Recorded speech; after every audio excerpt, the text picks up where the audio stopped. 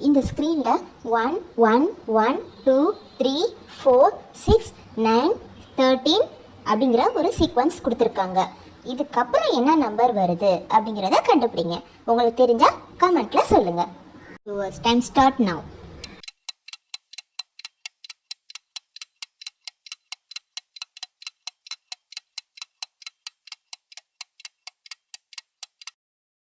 Answer என்னன்னு பார்த்துருவோமா?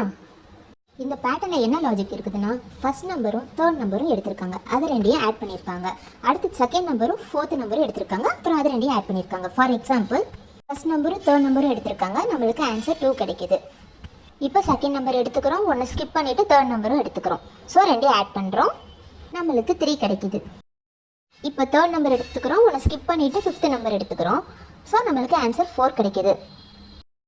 Same லாஜிக்கில் பார்க்கும்போது 6 எடுத்துக்கிறோம், 1 ஸ்கிப் பண்ணுறோம், 13 எடுத்துக்கிறோம். ஸோ நம்மளுக்கு ரெண்டையும் ஆட் பண்ணும்போது நம்மளுக்கு 19 ஆன்சர் கிடைக்கிது. நீங்கள் 19 கெஸ் பண்ணியிருந்தீங்கன்னா உங்களோட ஆன்சர் கரெக்ட்.